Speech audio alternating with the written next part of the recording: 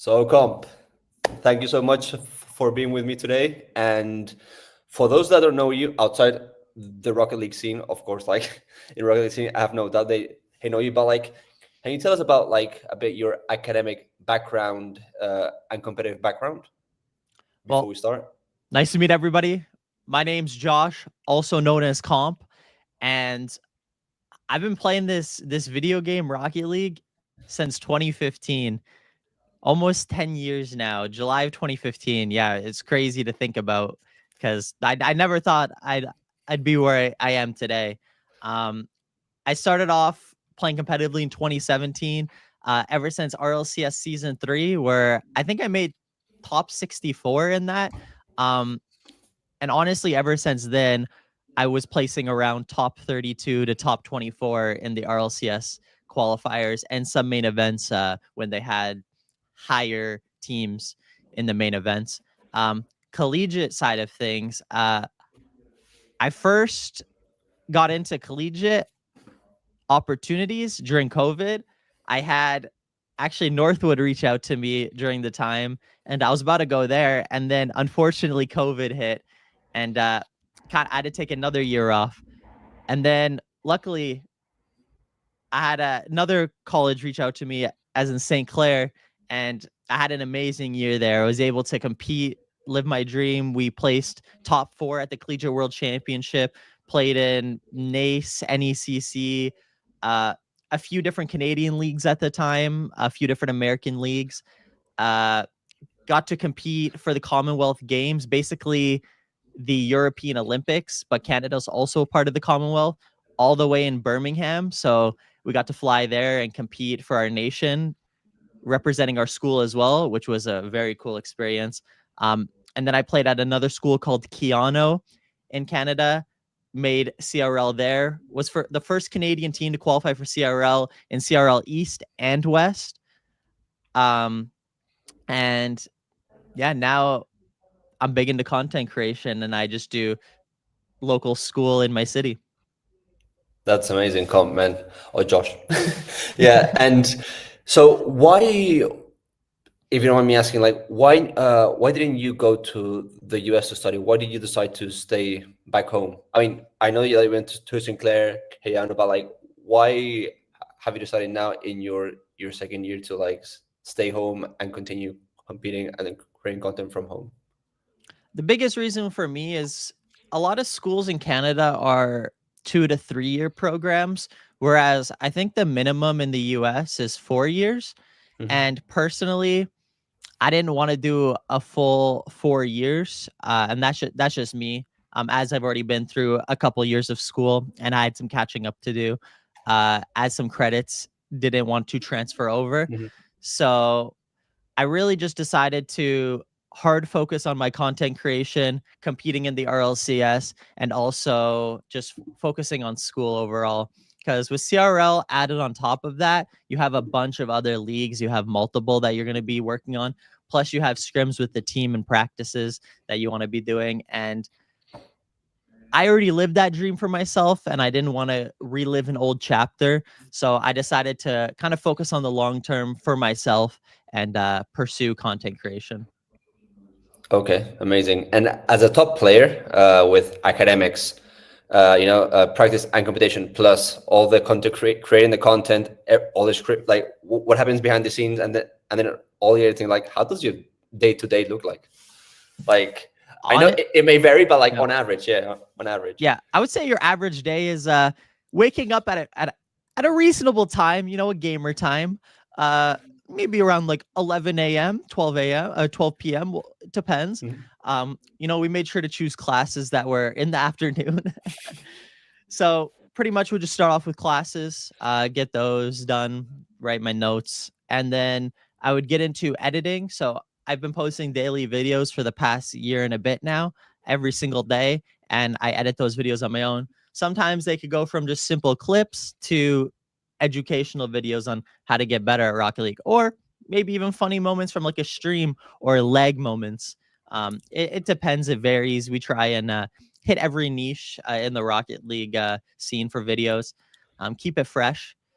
And then honestly, it's kind of just playing a bit, just playing some rank 2s, rank 3s, just keeping the skill up, especially when you play since 2015, the meta changes a lot. And if you want to be able to keep up, you have to always try and adapt to the meta. So putting in those hours, and then I would have scrims with the team, and then I would do streaming after. So I would also try to work on stuff while streaming, but also engaging with chat. Okay. That's amazing. I mean, that's like no rest for that. Okay, but like and now like with like the season and everything, like, well, let's keep that for like next questions. But like I also like more focused in content creation. You mentioned that you do educational and entertainment. Like, what is your focus, or is it a balance, and what does that balance look like? And if you can give us the reason why, that would be amazing. Like, I think it's more just a balance between the two. Like just a bunch of different variations of content. Mainly because it also gives me experience in trying to teach through a video, while also kind of learning, okay, what do people find funny, right? And if I'm able to test that through different videos and put like 6 different funny clips, and then people are like, oh, this clip is super funny. Okay, now for the future, I'm going to focus on those exact similar clips for like future videos. Because at the end of the day, you want something that catches for your videos to kind of pop off necessarily. And if you can have something that catches, then you're going to grow quicker at the end of the day. So I kind of like to switch between, the educational videos, the funny videos, the clips, because not only that, it reaches more audiences. Some people only like to see clips, right? Some people only like to see funny moments. Some people only like educational videos. So if I can reach a broader niche of people, then at the end of the day, that's going to help my content creation out more and try and provide content to as many people as possible.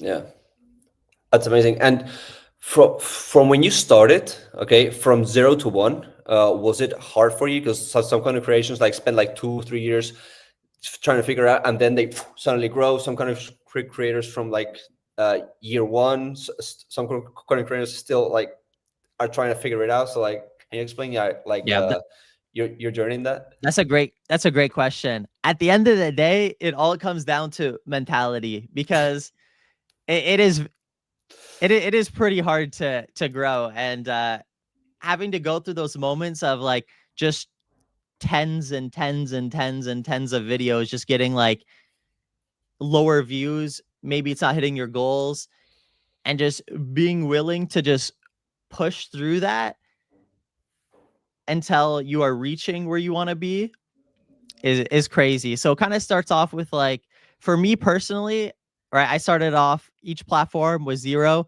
I think the biggest one was TikTok in 2020. That kind of blew up a little bit, but after restarting with YouTube, Instagram, Facebook Reels, even Snapchat. Like, you wouldn't think there's a Snapchat basis for like esports. There is. There's not a lot of people that got into it, but if you're an aspiring content creator, try out Snapchat. It's pretty cool.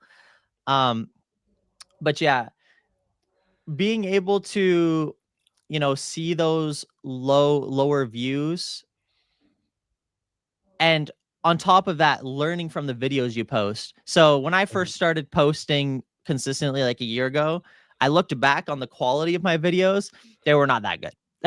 They were not that good at all. I would kind of catch what other content creators are doing and why is that working, And okay, maybe I see something, I'll put my own twist on it and put it into my videos, and it works. So always being able to, add small changes over time. It may or may not work, but as long as you keep trying it, right, your percentage of opportunity of it growing also grows with that. So it's just staying disciplined. Patience is huge, and always adapting and making changes. Looks like everything in life, but yeah, Yep. yeah, for sure. And Literally. Yep.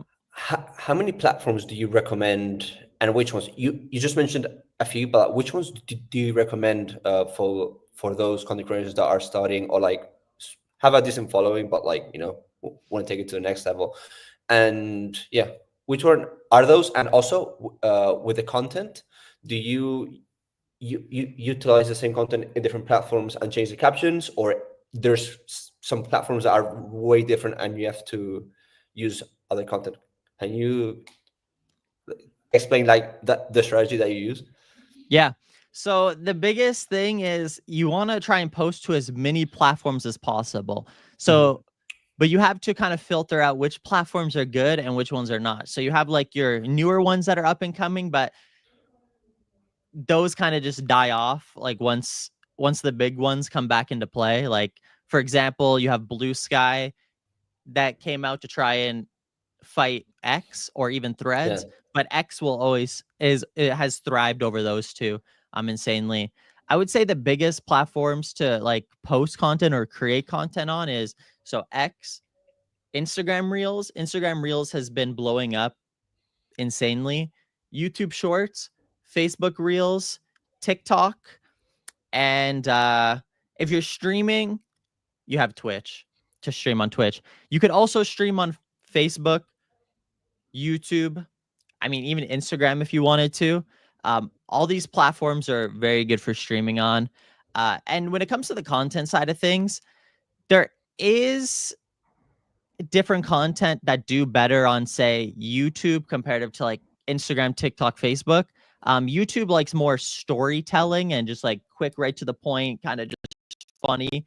Um, Whereas with Instagram, TikTok, Facebook, you have a little bit more leniency. You don't have to post as quality.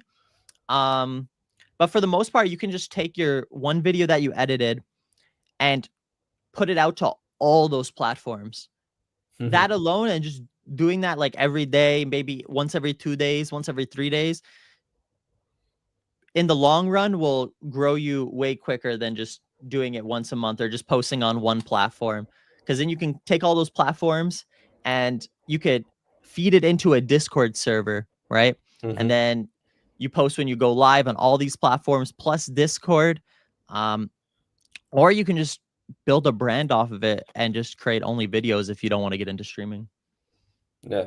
Uh, uh, Amazing. I mean, nowadays, like building a brand and being the key person of influence from the niche that you want to develop, like it will open like so many doors, and especially for you, like you're in second year of uni, just continue building that, and like opportunities will come. Like, yeah, amazing. And Yep. you talked about like you post content across all these platforms and you do all this, but like for you to have like some time to during the day, like do you do it like a month in advance, a few weeks in advance, or do you do a month in advance and you leave a few like empty spaces to add a few things? But like, how do you do it so you have like actually full days to focus on competing, on school and stuff like that? Yeah. Honestly, the best thing you can do if you're trying to become a content creator or already are one, create your videos in advance. Just create a whole week, maybe even just 5. I still got some work to do personally. I might edit my videos day of. Unless I'm going to like I went to RLCS Worlds for 2024. I spent like maybe 2-3 hours just editing and just grinding out 6 different videos. Um and once you kind of like edit your own videos for a certain amount of time, you know what you're looking for and you kind of know what you need to do. So editing becomes easier. So if you're just starting off and you're like, editing's so hard, I don't know what to do. If you just keep working on it over time, like you'll get used to it. It'll take like a month or two and you'll just be like, oh, actually, this is so easy. I could do this. Like I could do this. I could do anything. Um, Hmm. but yeah, I do recommend, yeah, just making videos. Like, say you have a bunch of free time one day, or you're bored during the night. You got this like post night motivation. Just like, yeah, just grind out a bunch of videos. So then your future self can be a little happier, and then you have a little bit more time to do whatever you'd like or focus on other things. So yeah, I agree with that. And any editing platform software that you would recommend that you use and save your life? Because I probably from when you started until now, like you've tried a lot of stuff and you've learned a lot of stuff. So like, if you could Yeah. save, people, time in learning from trial and error, that would be amazing. Yeah. I've been through a lot. So back in the day, I started with a Windows Movie Maker. I think Okay. we've all been there at some point with Windows Movie Maker. Mhm. And then I literally just started Googling just random editing softwares, and I found, I don't know what it was called, but it was just like, oh no. The best one I've personally found that works for myself and very simple to use, whether you're advanced editor, you're a beginner, a CapCut. Uh, a lot of Mhm. features now are just like, I think like $9 a month. I got it when it was free, but in the end, it's kind of worth it because if you're doing it consistently and you're always posting and you're working towards that, you're making videos, that $9 is gonna pay itself at the end of the day. Mhm. So it's an investment to end up benefiting you. So yeah, CapCut's a very good one, especially for like beginners. Very simple to use. You got DaVinci Resolve, yeah, which is another good one. I think that one's free. It's kind of like Adobe like Premiere. Um, and then yeah, you got Premiere, which is your top guy, but that one's a little pricey.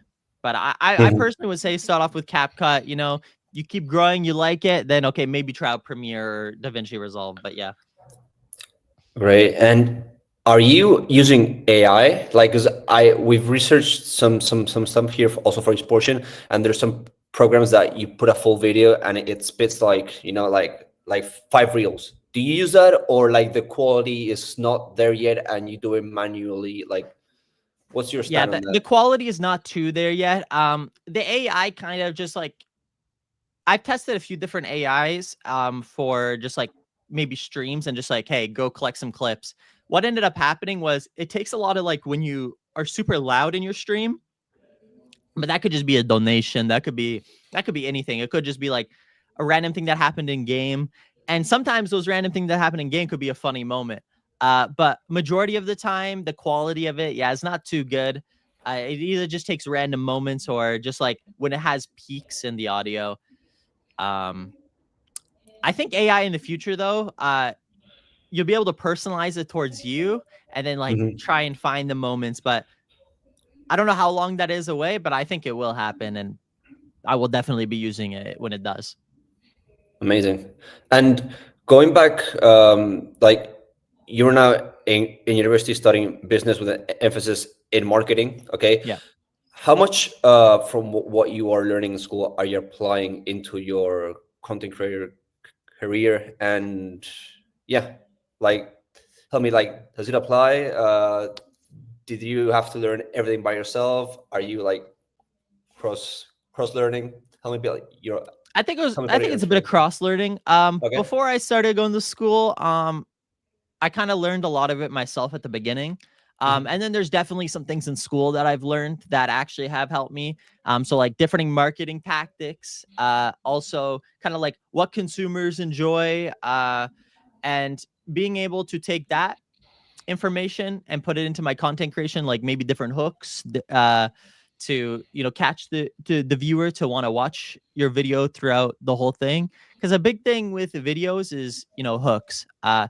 Mr. Beast, if you want to know what hooks are, go watch one of his videos and you'll be able to tell very quickly. It's just he had so many of those, and that's a big reason to why he's very successful.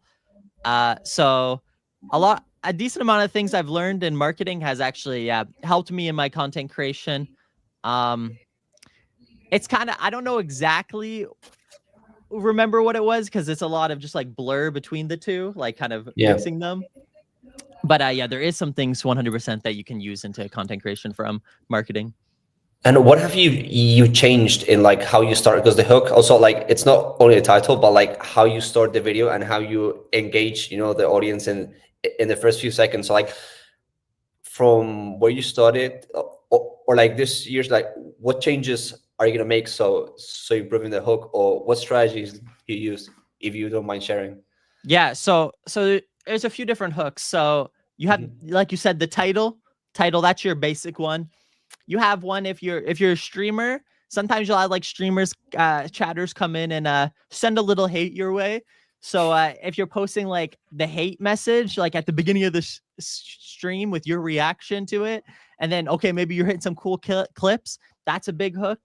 Another hook is like some streamers or some content creators will like to post like the peak moment of the clip at the beginning and then cut it right before like the actual thing happens. So it kind of builds that suspense and you're like, oh, I want to go see it. Like how many times you're on TikTok, you're scrolling through, you see like an IRL kind of streamer confronting somebody. They post the confrontation for like the first 3 seconds, but then it goes away and it goes to the actual video and you're like, wait, what? I want to see this. So you either sit there and watch the whole video or you just skip through, but you're still skipping through and still watching the video. And then another thing is like adding, say on TikTok, you can do over minute videos or even a minute video. Sometimes you could add hook at the 30-second point. So you got like your hook at the beginning, which is anything I mentioned before. And then, okay, now in 30 seconds, you'd be like, but now here's the twist or something like that, right? And you can add another hook and you, okay, now you got that full 100% viewer participation. Amazing. Like so much information, like I don't even know. So that's amazing. Like you being my teacher here. No, and also like in terms of because nowadays like short content, like you do your videos on YouTube, like long format, but like how many minutes on average have you discovered that is ideal for you? I know it depends, on your audience and maybe video game like industry, but like what is your video, how many minutes per video, and also on streaming, like how long do you stream for? Like, is there a strategy or it's just like whatever happens? Yeah, there's definitely a strategy for the YouTube side of things, especially for when it comes to long form. You want that video to be over 10 minutes long. And that's because for monetization, that's how you actually like fully monetize your video, is you want to have it over that 10 minutes long. When it comes to short form, honestly, it doesn't matter too much. The big thing that matters is like TikTok is different from a lot of platforms. The algorithm's just so special on it. TikTok prefers over a minute long videos. And if you're in the UK or the US, it has to be over a minute long for monetization as well. Here in Canada, we don't get the pleasure of TikTok shop or monetization. Only when it comes to streaming. Maybe one day. Fingers crossed. But yeah, so the biggest thing is just like long form, you want over 10 minutes long. It depends on your video. If you're doing like 30 minutes long, that's usually like an informational video, or you need like a lot of hooks because sometimes 30 minutes can be a long time. And it depends on how your content is, because you don't want it to be like, would you sit down and watch that 30-minute video yourself? You got to ask yourself that question. And if you would, go ahead and post it. If you wouldn't, then maybe it's not the right video to post. And I've had those videos definitely where I've made videos and I kind of sat there and I watched it and I'm like, I don't even want to watch this myself. Like, I'm not going to post it out. But then, yeah, for rest of short form, like 20 seconds to 50 seconds or 20 seconds to a minute is like your range for that. And when it comes to streaming, when it comes to streaming, I usually stream around, it ranges from like 2 hours to like could be 5 hours. It kind of depends on how I'm feeling in the moment, what I've had before. Like, say maybe I had to start my stream a little bit later, so maybe it's a little bit shorter stream, or maybe I didn't have scrims that day, or I didn't have as many classes. Okay, I can start my stream a little bit earlier and I can go for longer. Amazing. And what monetizes for you the best? YouTube Shorts, the long form, Instagram Reels. Like for you, like recently, what is the most engaging thing, and what what platform gives you more monetization? Definitely YouTube. YouTube. That by far, that is the biggest monetizing platform. When it comes to content creation, if you're streaming, for me personally, be Twitch for streaming. Sometimes YouTube, actually. It kind of depends, because you could do YouTube short streaming, which puts your streams out to the shorts feed, which you get so much more exposure. Like, you get like 100x, 200x more exposure than just normally streaming with just a landscape view. So I definitely say, when it comes to videos, YouTube. When it comes to streaming, Twitch. Okay, amazing. And uh, going now to your player side, you know, how many hours a day do you practice? Like, how do you keep up, the top level that you have? In my like peak playing days, I was like 8 to 10 hours a day for like the Hmm. longest time. Like, even if I work, so I would go to school, like high school, and I would have a part-time job as well. And I would just game all through the night. Like, as soon as I got home, get on my computer, Hmm. game, work on Rocket League, then game through the night. Definitely, if you want to be a top player, especially going into like, if you want to be on a top collegiate team, sometimes you have to make those sacrifices and you have to put in those like long hours, but you want them to be quality hours instead of just quantity. And what I mean by that is, instead of just like getting on and just kind of just autopiloting, just messing around and just like, just, oh, I don't really care.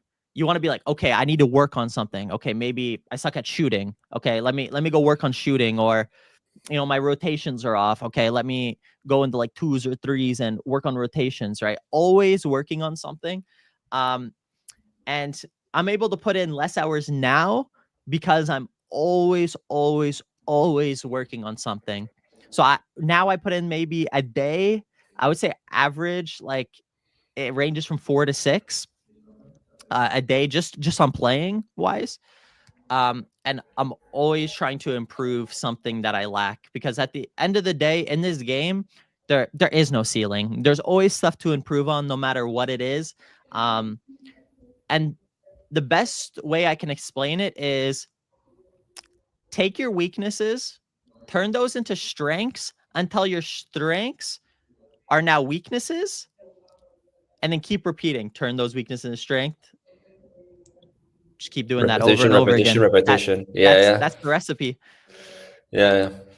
Amazing, amazing. And so right now, you, as you mentioned, you train, like, you practice smarter. Okay, you focus on one thing, like, every day, or at least between a certain time period. Okay, do you also do vault review, or that's something that you don't do? Like, what you mentioned, is there anything else that you do, that you now train smarter, less hours, and have a higher output? Like, can you please explain that? Because I'll be, Definitely, we yeah. do VOD reviews.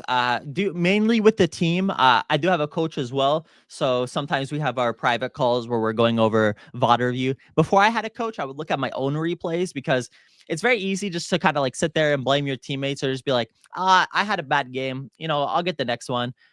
Or you could go into your replay and see exactly what you did wrong and exactly how you can fix it, and be like, okay, what did I do wrong? Even when your teammates are at fault, what could have you done better in that situation to prevent a goal from happening? Or try your best to prevent the goal from happening, even though it still might happen. Um, so yeah, definitely look at replays. Training packs are very useful as well. So just like focusing on one thing. Say you want to, again, get better shots, going into certain shooting training packs and focusing on, placing it top left with good power 3 times in a row, and then switching on to the next shot. Or, top left 3 times. Okay, now top right 3 times. And then that builds consistency. But at the end of the day, everything you work on outside of the game, so outside of ranked, so that's stuff you work on in free play, custom training, and this could be for honestly any game, because outside every game you have VOD reviews. You also, like Valorant, you have like the training, not as in depth as Rocket League is, but you do have those. Um, making sure that you're actually using what you're learning outside of the game and putting it into your ranked game as well, into your competitive play, scrims, tournaments, competition, all those. Amazing. And with all this knowledge that you have, and experience and authority in the space, like, what would you say? Like, let's keep it like not as well like your 10-year plan, but like what is your this year's plan in terms of like competitively or like in content creation? How are you going to leverage them into what you want to achieve? Definitely, I'm gonna use both to leverage each other. So Mhm.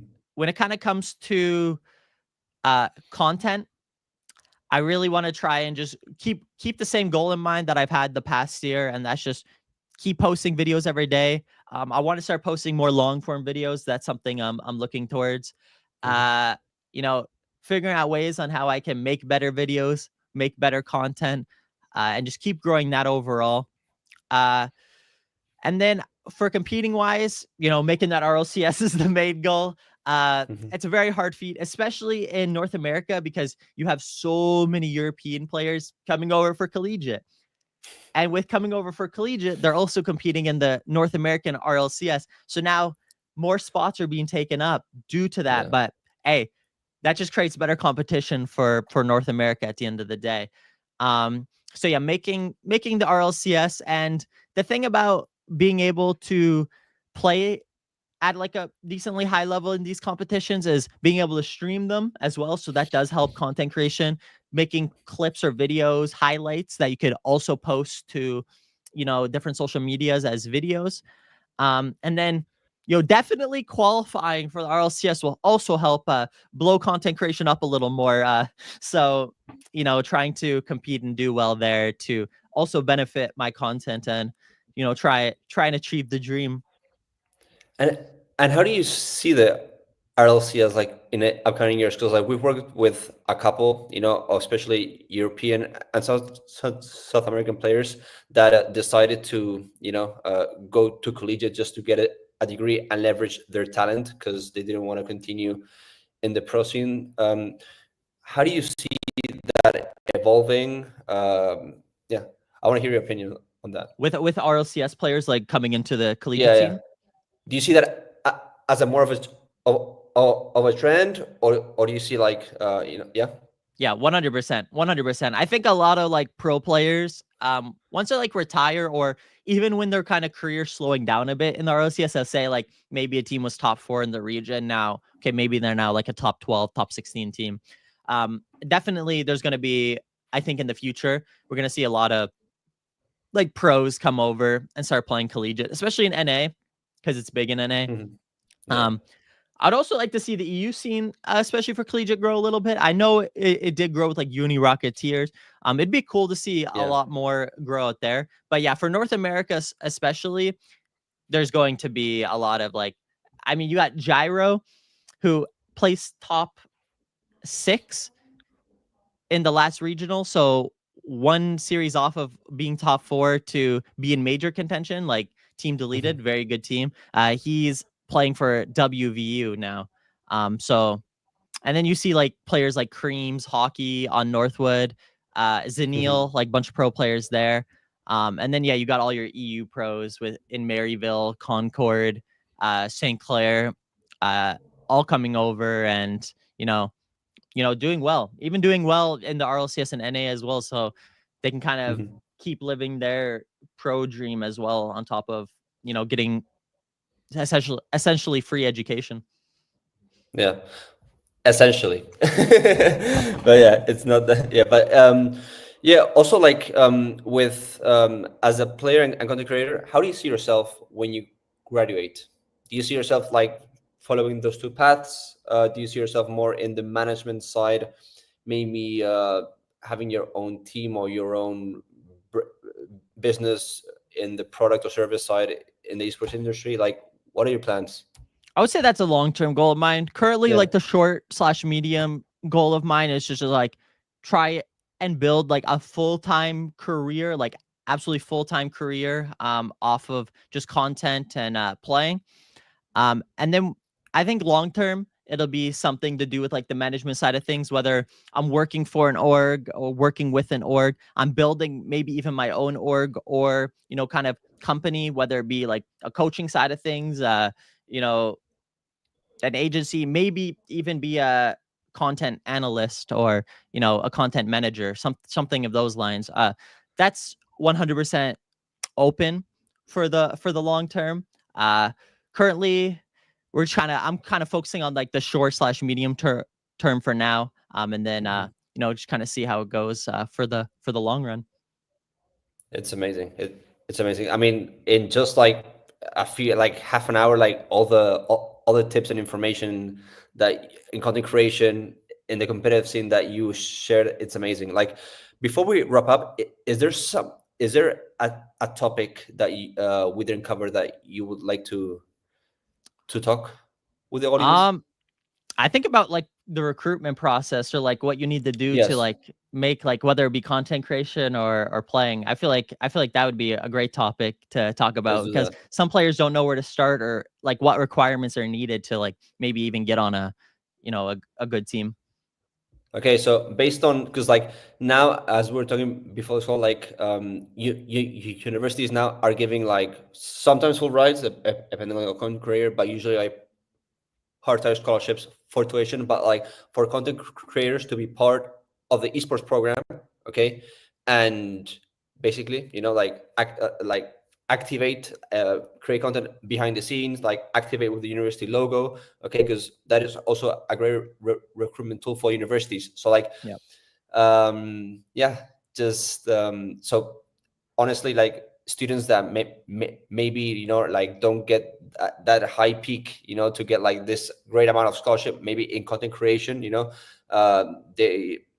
they have a talent in that, so maybe they can get more scholarship with that, and it's all about like what you can bring to the university. And yeah, nowadays with content creation or the competitive side or even event management, social media, you can work and get paid. It's amazing to have like, you're studying a degree, you can Yeah. apply what you learn in the university, and you even get paid for it, you know Yeah. not in every part of the world, so yeah.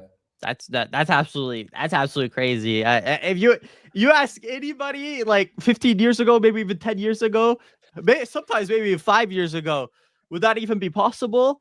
We were like, oh, what? No way that's gonna be possible. But now look at it, right? Like that's crazy that you don't even have to you don't have to be good. You don't even have to be good to like make to get scholarships to go to school on savings and Yeah, to get that nice education. So yeah, definitely being able to create content, grow that. You could do that a lot quicker than it takes to become pro. And that's another way to, yeah, like you said, get into college esports. Another way is like even just becoming a broadcaster, like being able to switch scenes and just stream as like the producer. That's another big thing, and a lot more schools are doing that. A lot more schools are building producer rooms with like big crazy yeah, TVs, all these huge buttons. I don't know what they do personally, but they know what they do. And if you're a producer in any way, shape, or form, you can get education doing that. Even I know some schools are bringing in like marketing experts or just like people who have marketed for social medias for orgs and bringing them in on a scholarship to be their marketing team or media team, right? So that's yeah. super cool. It's amazing. Yeah, especially those guys. I think like if you even want to do a master's degree afterwards, like you get all these work study positions, graduate assistant, like, and they basically pay for sometimes your master and part of the housing as well. So like, it's amazing that there's all these alternatives, to make education affordable. Okay, Yeah. because like, it can be expensive. Well, if you study in Canada because you're Canadian, no, but like as an international student, US or Canada, like, it can be expensive. So like, I mean, the NA scene in collegiate, okay, like the amount of money they invest in scholarships, infrastructure, and opportunities doesn't compare to any side of the world. That's why, No. like the collegiate scene in EU is like you're a traditional student, but you don't get any help from the university or whatsoever. Like in Canada, US, it's Huge amazing, the opportunity. opportunities. Yeah. The So orgs coming in, like especially with Rocket League, you had orgs like the Immortals come in, and mhm. they're building like collegiate tournaments, especially for Rocket League. You got they would bring in some content creators as like captains, and then have little draft, or even Hmm. before, they had pro players come in and they would draft collegiate players. And that's all ran through esports orgs that are coming in and sponsoring it and wanting to, help grow the collegiate scene. And a bunch of different companies like are sponsoring schools, Alienware, Corsair, Elgato, Yeah. all these companies. So I mean, the future's looking good for NA, especially for the esports side of things. And how do you see professional orgs interacting more with collegiate? Is it because a recruitment pipeline? Is it also because they also want to recruit talented players, or like what do you see uh, happening? Definitely, I think there is a recruitment kind of pipeline in the process being made. Hmm. With Rocket League, it's not as big for recruiting, as there is some like egos that get in the way in North America, and orgs don't really run kind of who they choose. It's usually the players. There are players though that have came up from collegiate, like no one knew who they were, like didn't know they were good, and then they came into collegiate, they developed, and they actually became like a good player, and some of them even getting close to qualifying for RLCS and stuff like that. Um, so honestly, it's growing. It's not getting lessened. It's going up. So even if you're just an aspiring player that wants to get in the door, right, and you get in the door, there's that huge opportunity to be able to grow as a player and get your name out there for other players. I think for Valorant, like League of Legends, I think the collegiate side of things um, are actually pipelines for orgs. I can 100% see that happening. Hmm. Amazing. And lastly, tips for high school students or for students that want to get into university. What, like from your experience, okay? Um, where do they have to start, and what are the steps that you got to have offers and stuff, and also like to explore the collegiate landscape? Yeah. So definitely schools are going to be looking at like the top players first and then going down the Hmm. list. So that's the biggest thing is you want to get as good as you possibly can in that time frame. Whether you have to make some sacrifice, put in a little bit more hours than usual. It honestly depends on how much you really want it, because from speaking from experience, it's 100% worth it if that's what you want to do. Putting in the most amount of time that you can, do it. Uh, Also, maintaining good grades.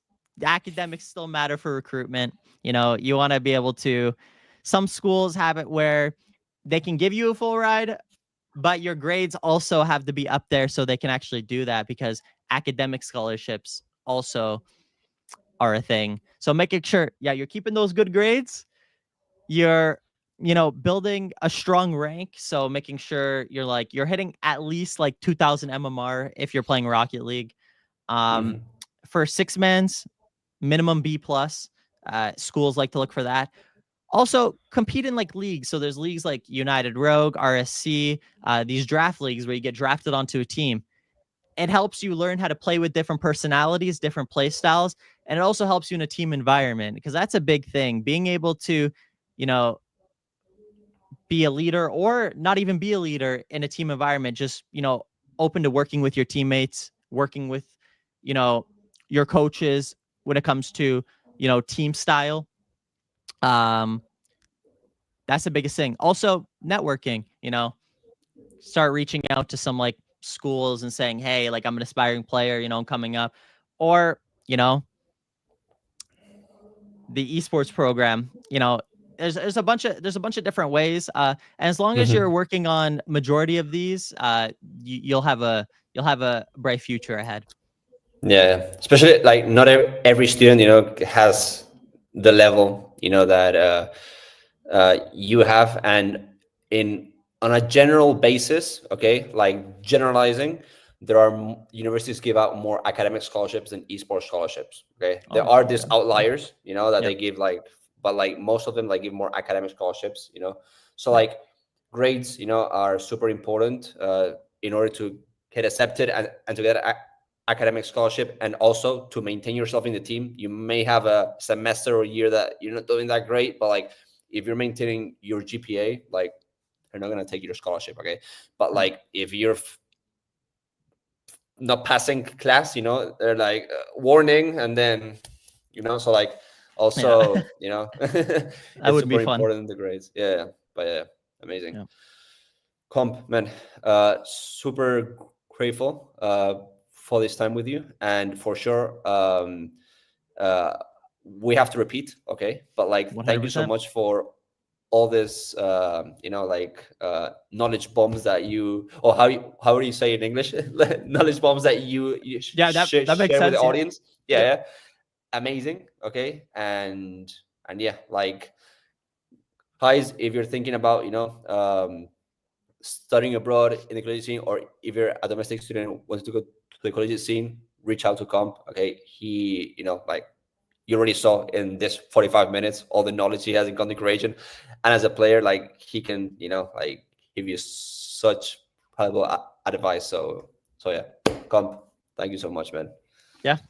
Thank you for having me. This was really fun.